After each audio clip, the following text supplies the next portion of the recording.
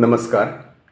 आज मी प्राध्यापक MP तथा मधु पाटील सरांच्या आस्वाद समीक्षा मधु मंगेश कर्णिक साहित्य या पुस्तकातील मधु मंगेश कर्णिक कादंबरी या प्रकरणाच्या मी पाडलेल्या 12 भागांपैकी 5वा भाग वाचते. संधिकाल. गिरगावातील बुद्धिजीवी मध्यमवर्गीय पांढरपेशी कुटुंब आणि गिरण गावातील श्रमजीवी निम्नवर्गीय कामगार कुटुंब यांचा 21व्या शतकाच्या उंबरठ्यापर्यंतचा सांस्कृतिक असांस्कृतिक कथात्म आलेख हा संधिकालचा विषय. या संधिकालानंतर काय घडावे याबद्दलची अपेक्षा आणि काय घडणार आहे याचे सूचनही या कादंबरीची अखेर सुचवित आहे. या दोन्ही कुटुंबाच्या बाहेरचा पण दोन्ही कुटुंबाच्या अतिनिकटचा त्यांच्यात सहभागी होणारा सर्व संबंधित साक्षी म्हणून SK ही व्यक्तिरेखा खूपच महत्त्वाची ठरते. कारण कादंबरीचा लेखक त्याच्याच माध्यमातून बव्हंशी येथील राजकारण, धर्मकारण, समाजकारण, अर्थकारण, नीती अनीती या सर्वांवर भाष्य करीत असतो. त्याच्याच माध्यमातून संधिकालानंतरच्या अपेक्षा आणि भविष्य यावर भाष्य आणि सूचन होत असते आणि त्याची अखेर या अपेक्षा आणि भविष्य यांसहित या कादंबरीची अखेर करीत असते. प्रथम गिरगावच्या मध्यमवर्गीय कुटुंबाबद्दल. ज्याने कोकणातील साळसगावी येऊन जमीन जुमला घेऊन नांगरून संसार थाटला आणि समाधी घेतली त्या शंभू शेणवी याच्या वंशातील आप्पा आरस सारस्वत यांचे 3 मुलगे पद्मनाथ, भिकोबा आणि सदाशिव आणि 2 मुली अंबू आणि सू. त्यातील भिकोबा ही केंद्रवर्ती व्यक्तिरेखा.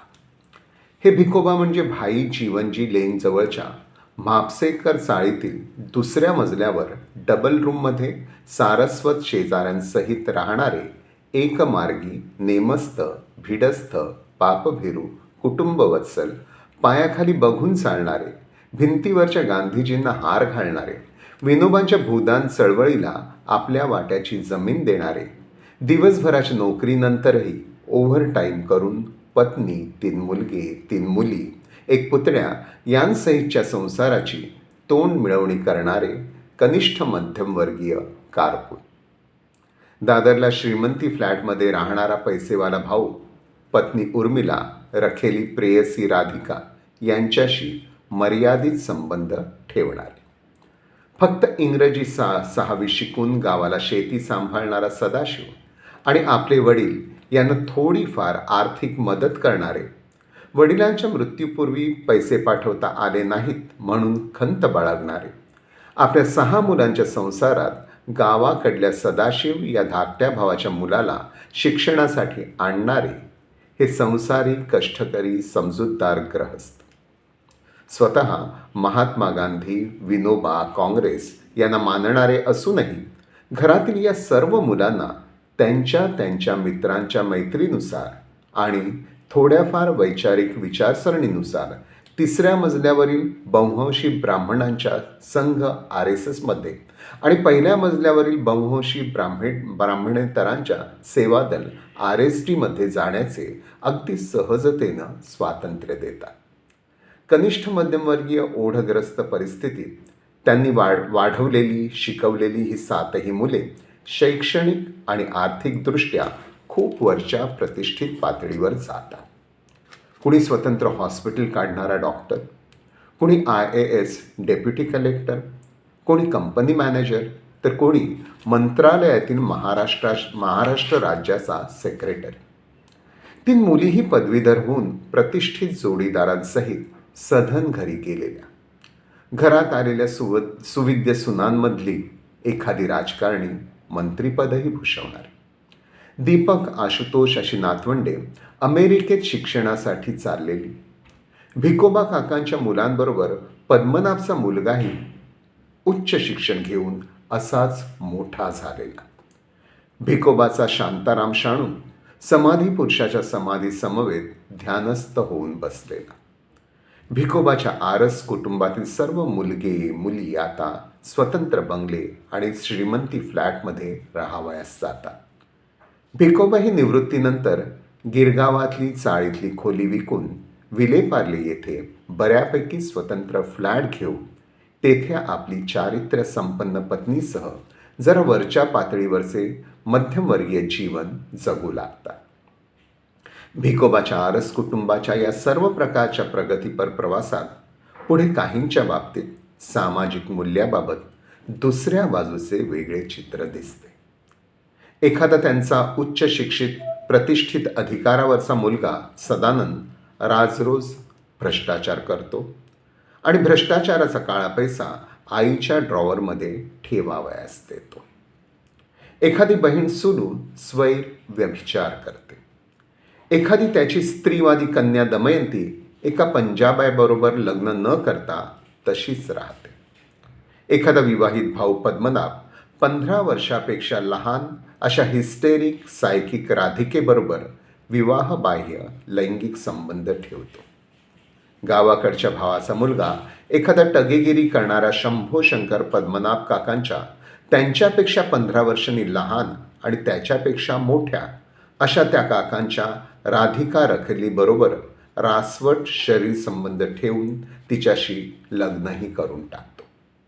मूल्यानं जपणारे एकेकाचे गांधीवादी व्याही बाबूराव फडणीस सर्व प्रकारच्या मद्याचा सुसज्ज बार असलेल्या सुना मुलांच्या घरात स्कॉच विस्कीत बुडून जातो.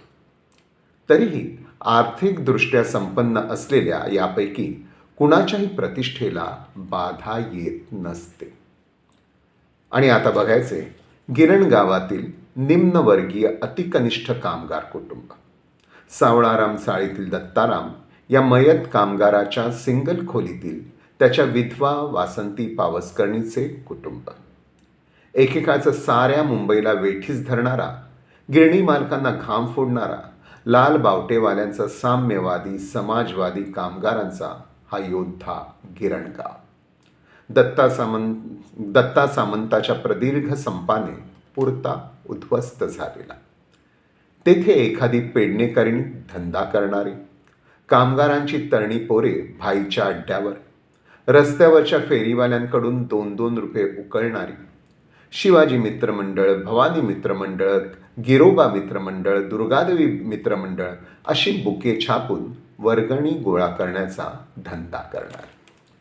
येथील त्या चाळीतील त्या सिंगल खोलीतील दत्ताराम मयत कामगाराची ती विधवा वासंती पावसकरी, मोठा मुलगा सिद्धार्थ बेवडा आणि गुंड, मुलगी संगीता धंद्याला लागलेली, दुसरा मुलगा नंदू पांगळा घरात बसलेला, तिसरा गौतम शिकण्याची इच्छा असलेला, अशा 4 पोरांना सांभाळण्यासाठी जेवणाचे डबे करून पाठवून खाणावळ चालवणारी विधवा वासंती पावसकरी.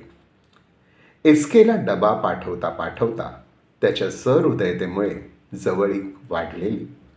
सिद्धार्थ या गुंड मुलाने या रांडेची खोली विकायला काढल्यामुळे निराधार होण्याच्या वाटेवर असलेली आधारासाठी एसकेकडे धावणारी, धडपडणारी, त्याच्याशी लग्नाचीही आशा धरणारी, आधारासाठी त्याची विनवणी करणारी, इथं काहीच न उरलेलं शिक्षण, पैसा, घर, दार, आधार काहीच नाही. गिरगाव आणि गिरणगाव या 2 टोकांमध्ये एवढी तफावत पडली. या दोहोंमधला एक जोडणारा सांधा एसके.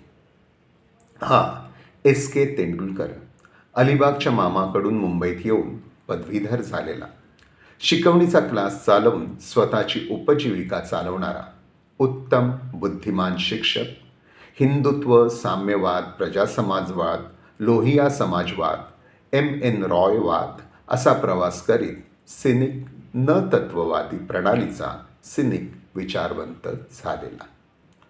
भिकोबाच्या मालती या कन्येचा प्रियकर, भिकोबा जानकीसहित सगळ्यांच्या संमतीने मालतीबरोबर साखरपुडा झालेला, गोवा मुक्तीसंग्रामात त्याच्यावर झालेल्या गोळीबारात स्वतःचे पौरुष गमावून बसलेला, भिकोबा कुटुंब आणि मालतीला वस्तुस्थिती सांगून तिच्यापासून दूर होणारा, तिने योग्य त्या पुरुषाशी लग्न करावे यासाठी तिला प्रोत्साहन देणारा, तिचे लग्न होताच तिच्यापासून दूर होणारा, काही काळानंतर वासंती पावसकर या अनाथ स्त्रीचे दारिद्र्य आणि निराधार होण्याची आपत्ती या गोष्टींची कीव येऊन तिला संरक्षण देत तिला शारीरिक वस्तुस्थिती सांगून केवळ आधार म्हणून तिला लग्नाचे आश्वासन देणारा, हे त्याचे वैयक्तिक जीवन भावनेचा स्पर्श असलेले, त्याच्या व्यक्तिमत्वाला वैचारिकतेचेही बुद्धिमान अंग आहे. मुक्त पत्रकारितेतून त्याचे अंग व्यक्त होत असते. समाजवादी चळवळीचा उदय आणि अस्त, तेलंगणातील उठाव, इंदिरा गांधींचे राजकारण अशा विषयांवर तो लेख लिहित असतो. काँग्रेस, भाजपा, शिवसेना यापैकी सामान्य माणसाला आधार वाटेल अशी एकही शक्ती नाही असे त्याचे निरीक्षण आहे. तो शिवसेनेला भूछत्राची फौज आणि पॉयझनस कोब्रा असे म्हणतो. ठाकरे बुद्धिमान राजकारणी नाही, त्यांना आयडिओलॉजी नाही, त्यांची वृत्ती आत्मकेंद्री आणि वागणे एकाधिकारशाहीचे आहे असे त्याचे ठाकरेंबद्दलचे प्रतिकूल मत आहे. पण सुतार, शिंपी, साळी, माळी, कोळी, आगरी, वंजारी, चर्मकार, मातंग तसेच ब्राह्मण, दैवज्ञ ब्राह्मण, कायस्थ प्रभू आदी आजच्या राजकारणात उपेक्षित राहिलेल्या जातींना त्यांनी जवळ केले हे ठाकरेंचे क्रेडिट तो मान्य करतो. हिंदू धर्म हा माणुसकीवर आधारलेला धर्म आहे, पण भाजप शिवसेना यांनी त्याचा बाजार मांडला आहे असा त्याचा स्पष्ट वक्तेपणा आहे. मध्यमवर्गीय पांढरपेशा माणसाबद्दल त्याला विशेष आस्था आहे. मध्यमवर्गीय माणूसच सामाजिक मूल्ये जपायचे काम करीत असतो असे त्याचे मत आहे. परंतु तो वर्ग आज गोंधळलेला आहे असेही त्याचे निरीक्षण आहे. एकाच वेळी जयप्रकाश आणि गोळवळकर गुरुजी, अमेरिका आणि बाबा आमटे, पॉश हॉटेल आणि कोथिंबिरीच्या जोडीसाठी हुज्जत अशा द्वंद्वात तो सापडला आहे. कृतीशून्य, भित्र्या, असंघटित, गोंधळलेल्या, बुद्धिमान असलेल्या या स्थितिशील मध्यम वर्गाला गतिशील करण्यासाठी वयाच्या 65व्या वर्षी संधिकाल या वृत्तपत्राचे संपादकपद स्वीकारित आहे. पण या संधिकालचा जन्म होण्यापूर्वीच एका आकस्मिक झालेल्या स्फोटामध्ये त्याचा मृत्यू होतो. या त्याच्या मृत्यूबरोबरच संधिकालमधून मध्यम वर्गाला गतिशील करण्याबाबतच्या त्याच्या संकल्पाचाही मृत्यू होतो आणि तिकडे गिरणगावमधील त्या निराधार होत असलेल्या कामगार विधवेचाही आधार नाहीसा होतो. कादंबरीचा हा शोकांत मध्यमवर्ग धीट आणि कृतिशील होणारच नाही आणि यापुढे निम्नवर्गीय कामगार वर्गालाही आधार मिळणार नाही हेच सूचन करीत असतो. सर्व कादंबरीवर लेखकाची बहुंशी सामाजिक आणि राजकीय जीवन जाणीव व्यक्त होत असताना शेवटी मात्र त्याची शोकात्मक जीवन जाणीवच व्यक्त होत असते. इकडे 5वा भाग थांबवतोय. धन्यवाद.